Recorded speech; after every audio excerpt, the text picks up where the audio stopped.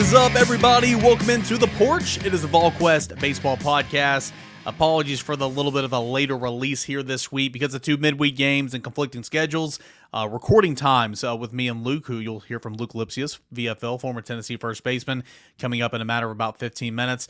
We had to record late on Thursday, and so I wanted to make sure we at least got it to you Thursday night so you could, listen to us or watch us here on a Friday before the series gets going. But big weekend coming up for Tennessee is at Holtz, Illinois, and we'll break down what we saw from the past week and what's to come for Tennessee baseball. Everything happening right now with Tennessee baseball right here on today's Porch is presented by our friends Spivey, Cain and Spivey, LLP. You got a problem, let them find a solution for you. That is TN Trial Lawyers. They specialize in criminal defense, family law, and personal injury. Give them a call for a free consultation at 423-245-4185, or you can visit them online. That's at Spivey, Cain and Spivey, LLP.com. Couldn't do this show without my friends, Tennessee fans at Spivey, Cain and Spivey, LLP. All right, so it's been a fun week. It's been a busy week, all right? I mean, blink of an eye, Tennessee's played 14 games so far this season. I've been in every one of them. I've watched every single one of them, and I'm pleasantly surprised with this team so far. Just kind of a big takeaway. Somebody asked me on the board at the General's quarters on Thursday. They were like, hey, I'm really impressed with the defense so far this year. I know this time last year we were average at best, and I know it's not SEC play yet, but I've been really impressed with the defense, and I concur. I mean, I don't have the numbers. I mean, I guess I could, I've got the PDF stat sheet for Tennessee in 2024, and see Tennessee's committed 9 errors altogether so far, 9 errors. 2 errors by Blake Burke at first base, who I think has improved his defense significantly. 2 errors by Dean Curley at shortstop. He had one on Wednesday night, but I've seen him make a lot of plays in the middle infield at shortstop as a true freshman. 1 error by Christian Moore. That was at a midweek game. I believe that was UNC Asheville. 1 error by Hunter Ensley, an error by Bradkey Lowry, and an error by Ariel Antigua, who had made his Tennessee debut as a 9th-inning defensive replacement. That's all you're going to see from Ariel in the meantime, as he continues to work himself back from a thumb injury. He's not swinging a bat right now, but as Tony said after one of the games this week, they like his defense so much, and he's been fielding here lately, and they didn't want to put him in the ball game for the first time with the game on the line as a defensive sub in the 9th inning, and so they wanted to kind of work him in this week. And Ariel Antigua to come on, he was too amped up. Got a ground ball deep into the hole. It's short against Southern Indiana on Wednesday night and unloaded and threw it. If the net wasn't there, he would have thrown it into like the 5th row of the stands behind the first base line. He's going to be fine, but obviously wants to get in there and contribute. So my point is, Tennessee's defense I've been really impressed with. Blake Burke is putting in the work and been better at first base. Christian Moore, he has never been known for his defense, and that's why we had a lot of reservations about him starting the season at shortstop. And over opening weekend, knowing that it likely wasn't going to be a long-term thing with him at shortstop, thought he did fine, proved that he can play it. And you go back over with the emergence of Dean Curley, go back over to second base. He's made a couple of plays that have been really good. I mean, I've been really impressed with Christian Moore and Blake Burke on the right side of the infield. Been impressed with Hunter Ensley in center field. Been impressed with Billy Amick at third. He makes everything look easy. And isn't that funny? The stink of him coming in was, great bat, great in your order, but Clemson couldn't find anywhere to play him. He wasn't good, couldn't play anything. Okay.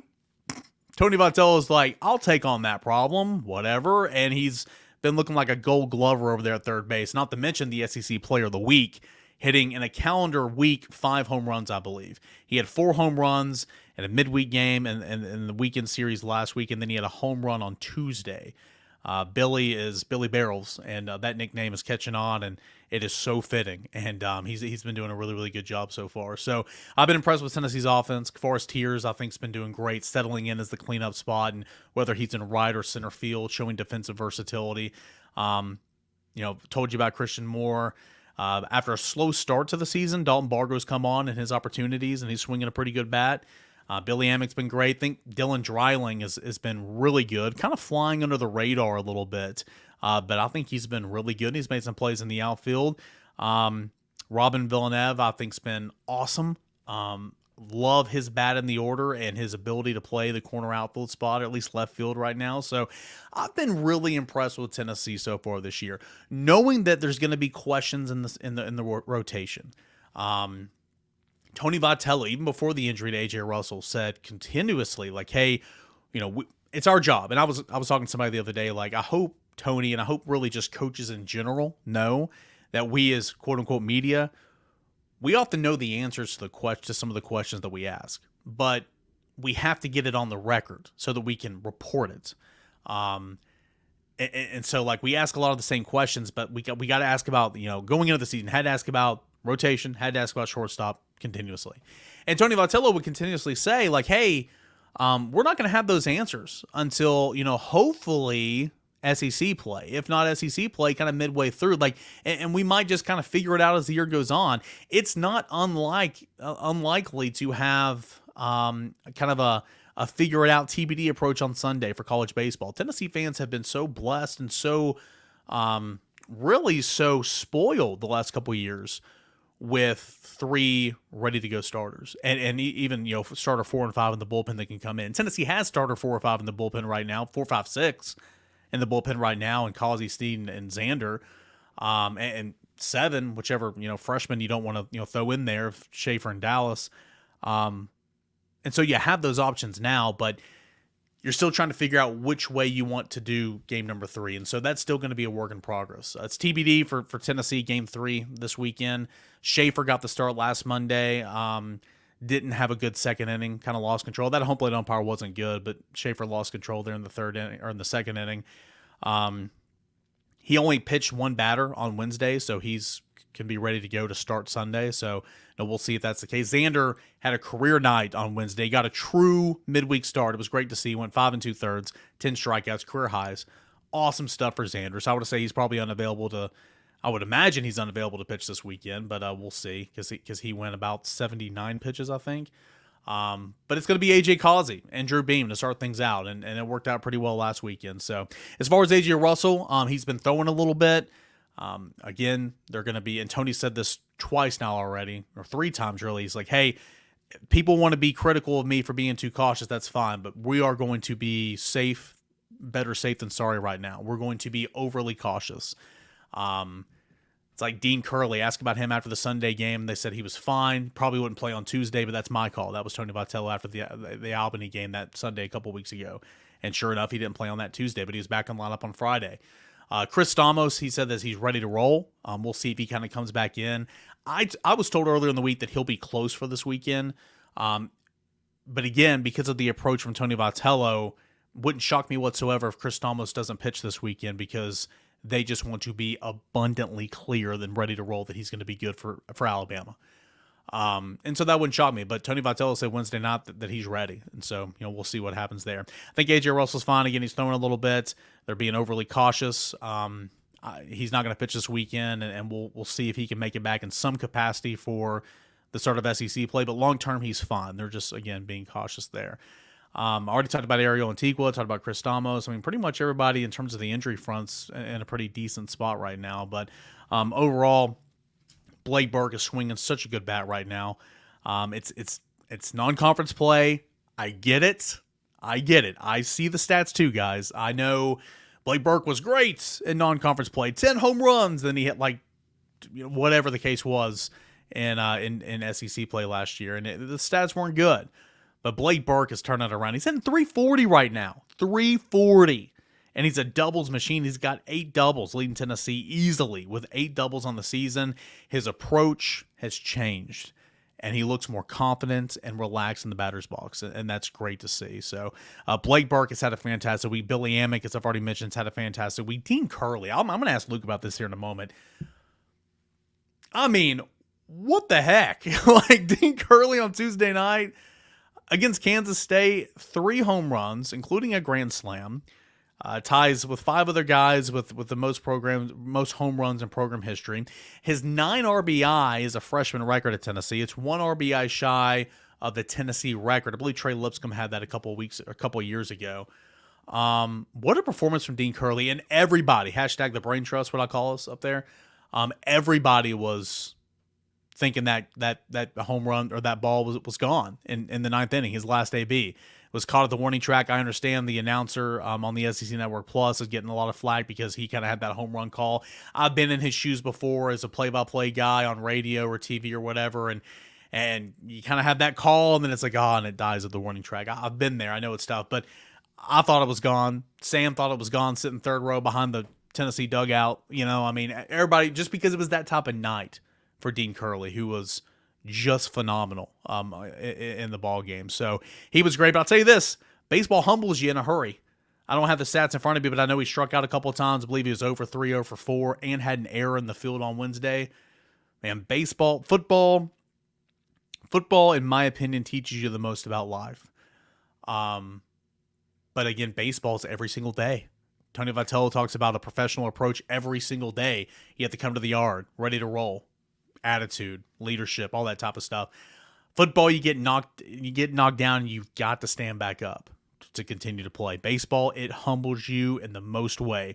Career day on Tuesday, and then an 0 for a couple of strikeouts and a costly error on Wednesday. That's baseball, but tell you what, man, Dean Curley is fantastic. He is absolutely fantastic, and I can't wait to see how he performs in SEC play. What a performance from Dean Curley on Tuesday. Thought that was phenomenal. Let's see here. Southern Indiana, a little bit of a close call on Wednesday. And I thought, the home plate umpire, Tony Vitello, was so not happy about him after the game. And I get it. It was the biggest zone that I've seen this year. But I will say this. I mean, it was for the most part, it was pretty consistent.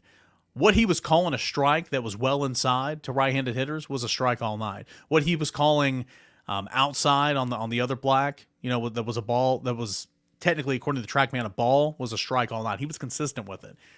And I think that kind of messed with the approach of the Tennessee hitters at the plate on Wednesday night. But overall, it wasn't the best approach. And I feel like Tony kind of said that after the game. You had the home plate umpire you kind of throw in there. But in the end, that's baseball. Everybody was hyped up about this week's game against Kansas State because that Kansas State team had a real case to be a regional team last year. And the reason they're here on a Tuesday night is try to increase their RPI total so they're not in that position like they were in last year. Everybody was kind of hyped up for that game, and Tennessee goes on and just beats the brakes off the Wildcats 15-5. And then everybody's like, Southern Indiana, run rule, thank God. There's a basketball game. It's going to be me, Sean, Jack, and nobody else. I mean, it's kind of one of those days, you get up in the press box, and it's like, why am I even going to this game? Tennessee's it's going to be a 3-hour game. Tennessee's going to score 25 runs. It's going to take forever. And it's 3-2, or 2-1, excuse me. That's baseball. High Point the last week, it's 3-2. I mean, that is baseball. It's one of those games that just wasn't going to be high scoring, and you kind of had to will yourself to victory, and that's what Tony Vitello was talking about with Kirby Cannell, who pitched 3 innings. What? Turning back the clock, time turner, Harry Potter style for Kirby Cannell. I am a big-time nerd. If you didn't know that, you just found out. Going back to 2021, where he pitched 4 innings against Campbell in a regional, and he pitched 4 1/3 against Baylor earlier in that year. Kirby Cannell throwing 36 pitches, I believe, or 37 pitches in 3 innings. That was great to see. Again, I don't know if I knew that he could do that last year, knowing that he's done it before in his career, but there was a reason why he's coming in as a true specialist, pitching to one batter or maybe just 1/2 inning. Good to see that he could do that, but he kind of willed Tennessee to a win. A couple of errors late in that ball game, tying run on the base pass, he was fine. Xander Seacrest, just the role that he's had for Tennessee, being a swing man this year, starting weekends, starting midweeks, coming in out of the pen. For him to get a true start, 10 strikeouts, career highs, and all that, man, I'm so happy. Those 2 guys in particular, they're fan favorites, they're media favorites. Really, really appreciate those 2 guys. So happy for those 2 guys. It was awesome to see, and it was good for Tennessee. So that's baseball. I wouldn't read anything into, Tennessee only beat Southern Indiana by a run. It's a Wednesday game. It's game 2 of a long week, is what it is. And you come off an offensive explosion the night before. Just kind of is what it is. Lastly, I will look into Illinois here before we get into Luc Lipcius coming up here in a matter of moments. Illinois, it's fine. It was not a good team last year. It had 3 players voted on as selected as the players to watch in the Big Ten coming into the year. You got Dan Hartleb, who's been there for 18 years. They're fine so far. They're 5-6 on the season. They're coming off a 12-6 win over Michigan State. They can certainly beat you if you don't bring your bat and glove to the yard. At the time of this recording, I don't have the projected lineup for the projected weekend rotation for Illinois, but I can tell you that Jack Crowder was kind of the Friday night guy coming into the season after being more of a bullpen guy the year before. D1 Baseball was high on Jack Crowder. So far this season, it's not been looking good. He's got a 7.07 ERA and a 0-0 record. Logan Tabling is a guy that has been more of a bullpen arm in recent memory. Still is. 3 appearances on the year, 2 starts, but he's been better. 5.40 ERA, 0-1 record. Other guys who have gotten some starts for Illinois this season: Cooper Owens, Regan Hall, Sam Reed. All those are left-handed pitchers with ERAs of 2.31, 4.50, and 8.71. Again, all these in like 3 or 4 appearances. Jake Schwartz is a guy that's a righty. He also has a save on the year, but he's made 2 starts, 4 appearances, 3.18 ERA on the year. He's pretty solid. But, I mean, the pitching is kind of blah. But, again, you are Power 5, playing in the Big Ten, playing baseball at this level. If you don't bring a good approach to the plate, they can come and get you. The bats in the order, kind of been hot and cold a little bit. Camden Janik is leading the squad. He's the DH. He can catch a little bit, 330 average, leading the team with 14 hits. Cal Heza, the shortstop, is hitting over 300 at 302. First baseman Drake Westcott, who was one of the better players on this team last year. He leads the team with 4 home runs, hitting 273 at the plate. Colton Quagliano, I believe is how you say his name. Driven at a team high 14 runs, but hitting only 267 at the plate, which isn't horrible, but you want that average to be a little bit higher. One of the better players on last year's squad is really struggling this year, and he was one of those players to watch for the Big Ten coming into the season. That's outfielder Ryan Moorman, and it's not been good so far. He's hitting 185, 4 RBI, 2 home runs in 8 games, 7 starts. But he's a guy to obviously look out for because he's a guy that's done a lot throughout his career for Illinois. It's a team that doesn't run a lot. They've attempted 4 stolen bases on the year, only 1 successfully. So that's something for the most part that you hope Tennessee will not have to worry about this weekend. But that's kind of the look at Illinois. Without further ado, let me give some thanks to our friends at Spivey King and Spivey LLP, and then we'll get going. We'll get going with Luc Lipcius. We'll talk a lot about what he saw. I told you what I thought. Let's hear from Luke on a lot of things that I talked about and kind of what he thinks this team is right now. That's coming up next here in just a moment as we continue on with the Porch. VFL Luc Lipcius is coming up next. But first, thank you as always to our friends at Spivey King and Spivey LLP. And maybe you'll be in a situation where you need help and you can be thanking them as well. If that situation occurs, I encourage you to check out Spivey King and Spivey LLP. Problem, let them find a solution for you, T and trial lawyers. They specialize in criminal defense, family law, and personal injury. Examples of that can be DUI, homicide, assault, divorce, custody, alimony, parental rights, also personal injuries such as car wrecks and accidents. Over 80 years of combined experience, Spivey King and Spivey LLP provides representation throughout the states and federal courts of Northeast Tennessee. The firm has a vast amount of trial experience. Practice has been in place for 44 years, with this partnership forming in 2012, while also having partners who are energized and ready for today's modern legal demands. Practicing primarily in Northeast Tennessee, the Tri-Cities of Sullivan County, as well as Hawkins County, Washington County, and surrounding areas, the firm has won multiple awards who've been rated by super lawyers, and they have real trial experience. Whether you're injured in a car accident, need a divorce, help with custody of your children, or have been accused of a crime, Spivey King and Spivey LLP is here to help you. Go see them in person. That address, business address 142 Cherokee Street, Kingsport, Tennessee. Pick up the phone and dial this number for a free consultation. That is 423-245-4185, or visit them online at Spivey King and Spivey LLP.com. Spivey King, SpiveyLLP.com. Go check them out today. Big thanks to our friends, Spivey King and Spivey LLP. Luke, before we talk Tennessee baseball, the Illinois series coming up, everything that we have on the docket, I do want to ask you about your brother. Some big news. You got a trade from the Tigers to the LA Dodgers. VFL and your brother, Andre Lipcius, on the move and trading in his winter coat for some sunglasses. What do you think about this move, man, and what this means for your brother? Well, first off, when it happened, it's a lot of scaredness, worry. You never know what's going to happen, because when you get DFA'd, it is so out of your control that you're kind of just waiting around. And so, you never want to see your brother lose his job for a little bit. But then I think it was 3 days ago, whenever it was, we got the news. He said, yeah, by the way, guys, I'm going to the Dodgers. And I'm sitting there thinking like, holy moly, the Dodgers. Because, the way he explained it to me, DFA, you get traded for someone, then you get picked up on waivers. It goes to like a bad team, whatever.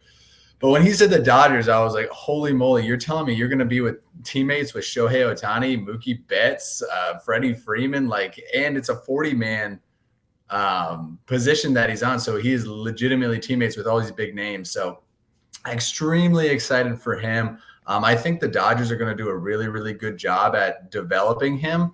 More than he already is. He's already really, really polished, but do a really good job at developing him. I think LA is much better than Detroit, minus the taxes and stuff. But yeah, it's going to be a really good move for him, and I'm just excited to see him. He had 2 hits yesterday. He's starting at third tonight, so it'll be a fun time. Yeah, no doubt, and just really, really cool when you see former Tennessee players go on and obviously do big things in professional sports, but make it to the show, and like you said, going. Again, I'm a Braves fan. I don't have much love for the Dodgers, but I recognize greatness in Shohei and, former Brave Freddie Freeman and Mookie and some of those other guys you mentioned. It's a big deal, so I'm excited to see what he can do, and I know you are as well. Let's talk a little Tennessee baseball, man. 14 games into the season. Again, it's a similar schedule that you've done here several times at Tennessee. You have a tough opening weekend, then you come back and the competition's not great, and you play for a couple weeks, and you have a good team that comes in here and there before you get into SEC play. But, Tennessee's 13-1, have won 12 straight games. Kind of your overall thoughts from what you've seen from the team so far this year. Yeah, so I think first off, they've taken care of business. You lose one extra inning game in your first series in Arlington, which is a crazy series to open up at. And then you literally do what you need to do, which is win every other ball game besides that one. That's what you want to see out of it's almost a lot of people in the locker room refer to it as preseason because, conference is when things really kick into gear, but, pre-conference. What I loved about this past weekend specifically is we saw the Tennessee offense basically firing on all cylinders. That was as clean of an offensive series overall that I've seen out of them this year, which is really, really good. And they're doing it at the right time heading into SEC play. I think their pitching has been good. I will say, I don't know what Tony V is doing with Snead, but, that's kind of personal opinion. But yeah, other than that, pitchers pitching well. I think we'll see Russell back. I don't know if he's going Friday. Either way, he should be ready for SEC. We're going to be, as close to full strength at this point that we should be, which is a really good thing. But yes, so far in the season, they've just done what they needed to do. Yeah, and I mentioned earlier in the show, AJ Russell, you weren't on, so I'm not blaming you. AJ Russell is going to be out this weekend, but as you said, he should be. Gosh, if he's not back next weekend, he is banging down the door. He's close, and Chris Stamos is close. Tony said he was ready the other day, and outside of that, Tennessee's in a pretty good spot. Ariel's playing defense. He can't swing a bat right now. But, yeah, Tennessee's handling business. I like the way you phrased that. Do want to ask you about, some of these this is one of the bigger kind of questions we're talking about right now. You mentioned Snead a moment ago. And there's still not been a third starter that's kind of revealed himself to this point in the season. And Tony said that it would take weeks. And you might not really have that guy ever kind of emerge. They might just kind of be playing it by ear, which is common in the college game. I'm under the impression that I think for Tennessee to be as dangerous as it needs to be, Causey and Snead need to stay in the bullpen, even though both those guys could probably start and excel in that regard. And Causey did last weekend. He's going to start again tomorrow. What are your thoughts on that and kind of handling those type of pitchers? I think Tennessee would like to keep them in the pen too, but maybe down the line there might not be a choice. Maybe one of those guys has to throw on Sundays. Yeah, we're talking ideal situations here, which beginning of the season, even, middle of the season, things aren't ideal. And so I don't know what Tony's plan is, because you'd think that thinking long-term, Snead is a bullpen guy, either long relief or just straight closer. He's proven that he can throw. I mean, he has the most wins and he's tied for the most saves on the team. So like he's performing. But then you see him throwing, 5-6 innings in the midweeks, and I guess it's different because it's the double midweek. But still, it's like, what are we doing here, Tony V? Like this guy needs to be pitching on the weekends in, we'll call it, more bigger situations to prepare him for what you would think would be a reliever closer role in the SEC. So that's the one thing I don't understand. As far as Causey starting, I think it just shows his versatility. But like you said, there's still not a real Sunday starter, and I think they do want one of the younger guys to step up, one of the younger lefties, ideally, of course. But like you said, Stamos is coming back, Matthew Dallas, he's not going to get much pitching time. He keeps walking guys.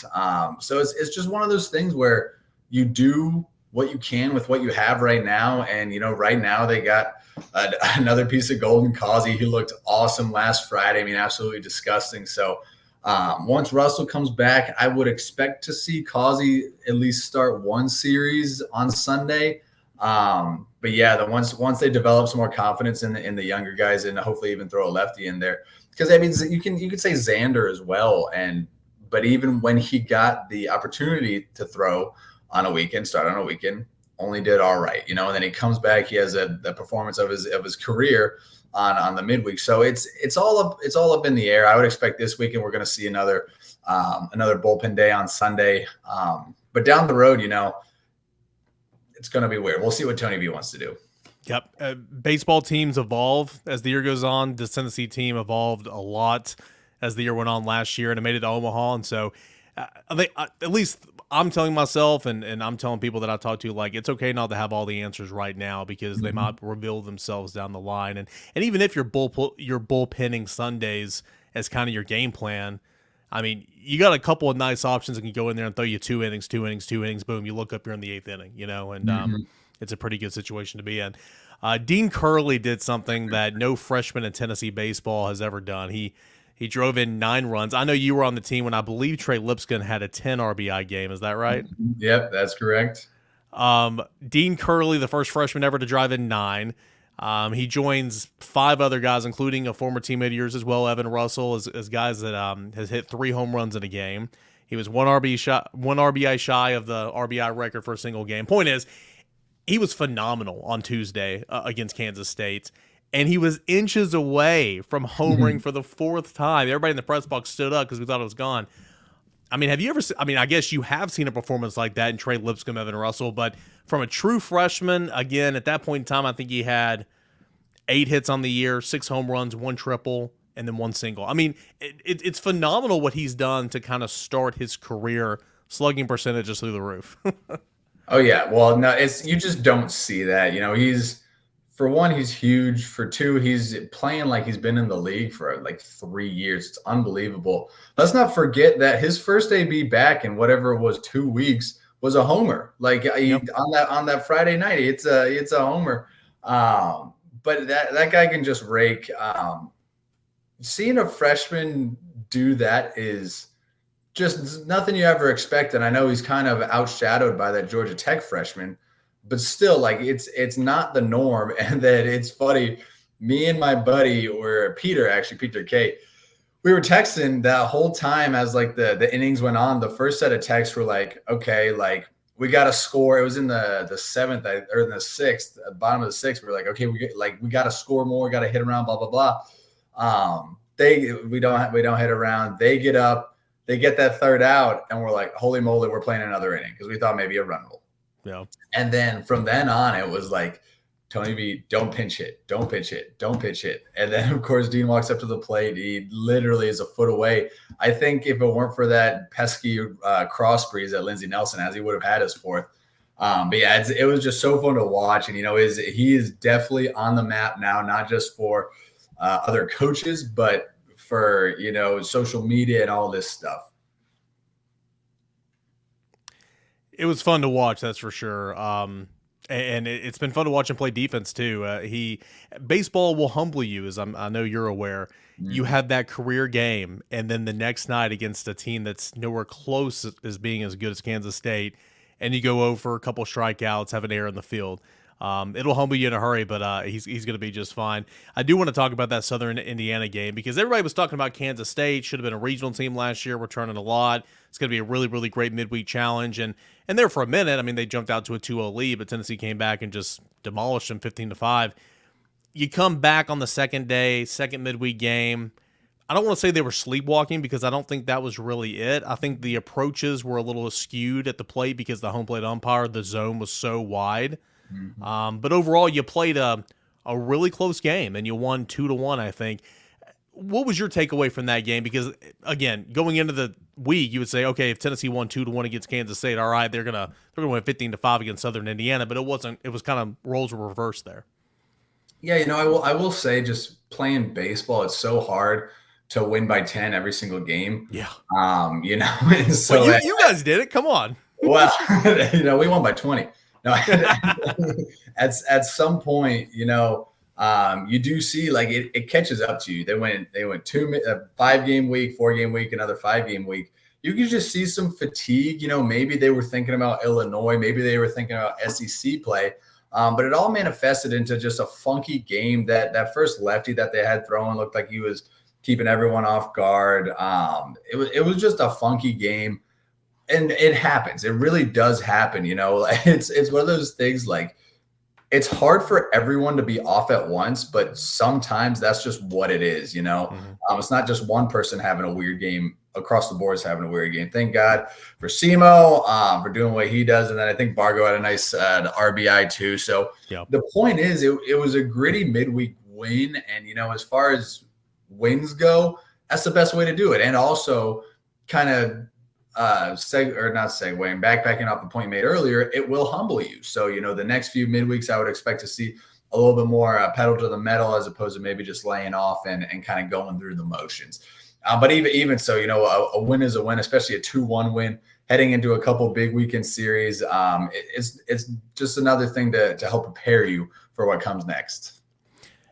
You brought him up earlier, Xander Seacrest, talking about how he had the game of his life, and I talked about it earlier on the show. And I was saying, like, he and Kirby Cannell, who came in and threw 3 innings, those two guys are fan favorites, and us in the media, we enjoy them because they're good to us. They talk to us, and seeing both those guys go out and do what they did, I mean, that was really, really cool on Wednesday. I mean, you're really happy for them. You already spoke on Xander a little bit, but for Kirby, he's done this before. He went 4 innings against Campbell back in the regional play in 2022. I think he pitched 4 1/3 against Baylor. But really, since then, he's been an at-bat or an inning-type guy. He goes 3 innings last night, and I think that's great because, again, it's almost like for a minute, it's like, well, can he go more than 15 pitches? And then last night he kind of proved that he did, and I think Tony's going to throw the crap out of him this year, and I'm all for it because, again, it's another one of those looks in the bullpen that you got to be prepared for the second or third time around.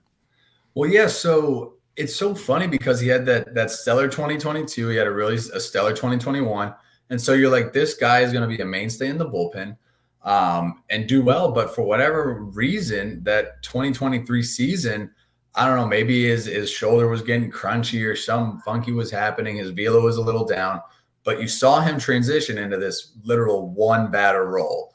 And, as a player, like I understand it to a point, but when you got a guy that is known for throwing strikes, who has proven himself, it's just weird to see. And so I am so happy for him that he is back into this multi-inning role. He's actually like a real reliever as opposed to that lefty on lefty one batter guy. And I do think that we'll see a lot of him down the road because, again, so much trust in him. His stuff was looking really good this season. But I am really happy that he's throwing multiple innings. Yeah, it was great to see for sure. A couple more questions. I want to combo this one. Billy Amick, SEC Player of the Week. I think in the span of 7 days, Tuesday, the weekend, and then the other Tuesday, he hit 5 home runs. Just killing it. And he's playing good defense as well. And then Burke, man. I mean, don't look now. Burke's hitting 340. He's a double machine. Line drives down the left field line. He's going oppo, pulling a couple through the right side the other night. He's got 8 doubles. Those two guys, literally, I mean, and I understand it's non-conference, and conference is where Burke struggled at times last year. You got to translate it. But, I mean, you're looking at, like, literally a 1-2 Bash Brothers in the making right there, 2-3 in the order. So I literally wrote a note down in my phone that said, this is such a scary top of the lineup. And I think objectively, it might be one of the best 1 through 4 that we've seen in a long time. I think it even is better than that 2022 team that we had, because you got Simo starting off, who's got both power, speed, and just hitability. And then you got literally the potential for 60 homers between Burke, Billy, and Tiers. So like, it's what Billy's doing. I think everyone kind of expected, just because he is that raw of a hitter. Burke this past weekend, we saw what a confident and comfortable Burke looked like. Finally, 3 homers, he's just smashing balls around the field. And of course, Tiers, he's just been on a roll all season. I think he's still above 400, which is hard to do regardless. But that top of the lineup is going to strike fear into pitchers all around. And then, of course, you got the back half, which isn't too bad at all, with Peebles, Villanueva, Bargo's coming around too. So, like, just what Billy and Burke have in that 2-3 spot, and then also sandwiched in between Moore and Tiers, it is so scary. And I can't wait to see what they do going forward. Hey, there's a couple of people that wanted me to give you a hard time because I don't remember you saying this, but then again, I kind of do. I think it was 2 or 3 podcasts ago. You made the comment about something. Oh yeah, it was, you were fast. Burke is not fast. Since then, Burke has stolen 3 bags, and he's leading the team, which is not saying much because there's not been too many runners this year. But he's leading the team with 3 stolen bases this year. He must have heard what you said, man, and said challenge accepted. Well, yeah, haters are our greatest motivators. So I was just doing what I could to get the wheels rolling on him. But yeah, it's just another thing to add to his game. I know Tony V. Elander, as we've gotten more power, the stolen bases have gone kind of down. But still, like, if Burke can steal bags when nobody's expecting it, putting him on second rather than first, extremely good for the offense. So we'll see. If he has more than 14 stolen bags and breaks my home run record, I might be a sad guy. All right, man. Last thing. Somebody was asking me about this on our website the other day, and I sat down and thought about it. I'm like, well, yeah, there's a point. 9 errors so far through 14 games. It's not a spectacular number, but it's a pretty decent number. I mean, especially if you compare, this team to maybe last year's team where there were some defensive struggles at times. Feels like this is a pretty solid defensive team. I've made a comment before. I think Blake Burke and Christian Moore have really, really worked on the defensive end, and that's showing right now. Hunter Inslee in center field's made a couple of plays.